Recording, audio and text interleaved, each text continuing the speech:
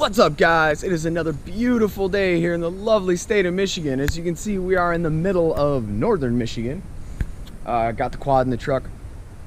Now, I did tell you guys that I was gonna do the chain install and adjustment and film that so you guys can see it. Unfortunately, I filmed it last night when I did it and it was just a little bit too dark, so you guys couldn't really see it.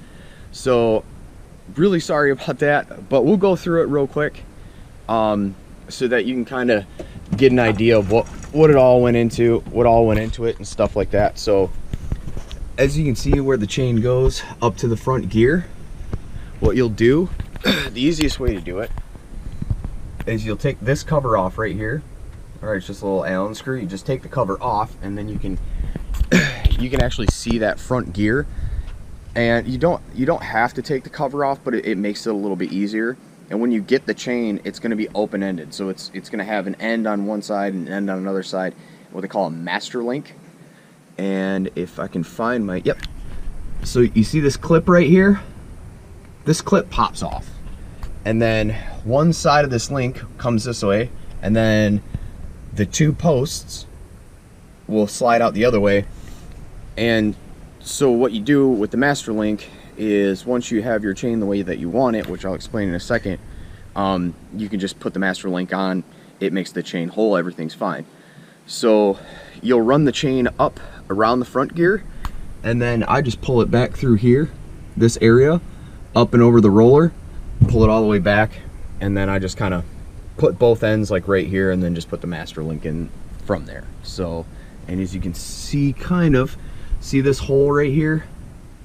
So what you'll do is you'll put something in there and actually use the sprocket to actually turn the case bearing. It's eccentric, which means that the axle is actually, let's see if I can show you. It's kind of hard to see with the sprocket on. See how little bit of different distance there is here? And then if you look down here, this is a lot fatter. So it's kind of, it's not egg shaped, but what happens is when it turns, it moves like this. It doesn't just turn like this, it kind of moves like out and in. So that's how the chain adjustment's done. So all you have to do is these 4 bolts tighten the carrier. So loosen these bolts up, and then what you'll do, depending, backwards is to tighten, forward is to loosen. So once you get your chain on, if you have too much slack, you'll put the pin in here, and then you want the pin or whatever you put in there. I just put the Allen wrench that I used to loosen these ones with. I just shoved it in that hole. It doesn't take a whole lot of force, so it's not going to hurt it. And then all you do is you just pull the ATV back, and then the sprocket will actually grab a hold of it, and then the carrier bearing it moves pretty easily. And then you just do it to your specified tightness, however much you think you need to do. So that was really all the install really was. The one thing is though, when you get a brand new chain, it's going to be a lot longer than you're probably going to need. So you're going to have to take a chunk of it out. I did actually. I had to take, I believe, 15 links off of it, because it was way too long. So the reason why you need a master link is, I don't know if you can really tell, but see how that's got like a little, I don't know if it'll focus. These are kind of like indented, these pins. So they're not meant to come off. So if you need to take links out, you actually have to grind the head of these pins off. These 2 pins, you actually have to grind them off or grind them down, and then use like a little punch and a hammer and just, pop them out. It's not that big of a deal. I think it took me all of maybe 5 minutes and everything was done. So that was super easy. But the one thing that I wanted you guys to see is me unloading the quad. So as you can see, there are no ramps in this truck, because I do not have ramps because, reasons, me and my infinite wisdom. So it's kind of funny actually watching me do this, so I figured you guys might get a kick out of it. So I'll put you, find a spot here on the truck I can put you, and then yeah, you can watch me do it. So unloading this thing's not exactly easy. This quad does weigh just over 300 pounds dry. It does have half tank of gas in it, oil, coolant, so on and so forth. So this thing is not light by any means. If you're not used to doing stuff like this, I don't suggest you do it. Get ramps. So all I'm gonna do is this rear grab bar. I'm just gonna lift the bike up and pull it back a little bit. And then all I do is I kind of set it down on the swing arm on the tailgate so I can reposition my hands to be more like this instead of like this.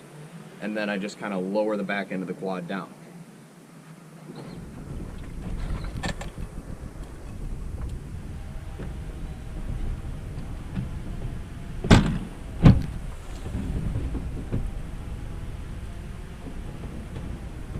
So at this point, the back tires are on the ground, and she's standing up.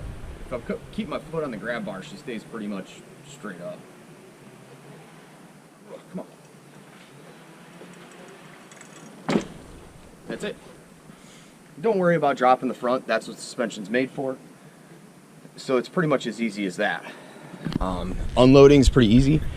It's the loading part that's difficult. So I usually lift this up from here as high as I can get it.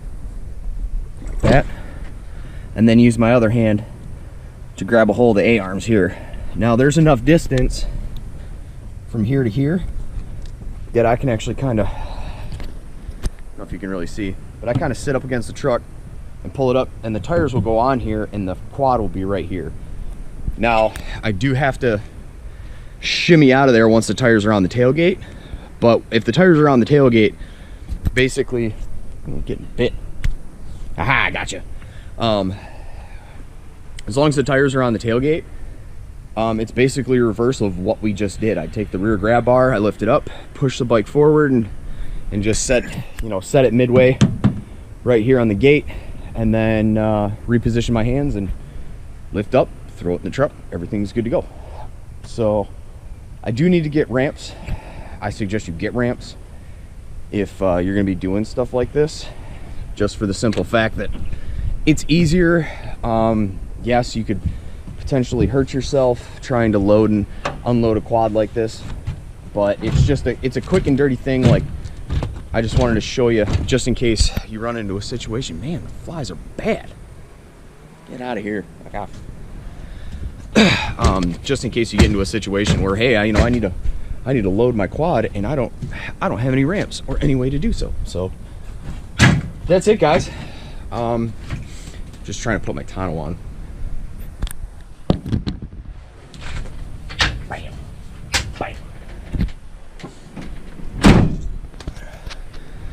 Yeah, so that's it, guys. We are going to do some riding. I just got to do a few things here. Just got to get my in-laws' fifth wheel here opened up, and then we got some work to do. So, but we are going to do a little bit of riding. As you can see, I do have a GoPro mount right here, but this is like a really flimsy piece of plastic. That came on the bike. I did not put that there. So I do want to try that mount out just to kind of see how it goes, but I brought my head mount thing. I don't know what it's called. So we'll probably do some filming with that too. And yeah, we'll get some riding videos in hopefully today. But that's it for this one, guys. So if you're stopping in for the first time, hit that subscribe button. If you like this video, hit that like button. And yeah, other than that, this video's over. Deuces.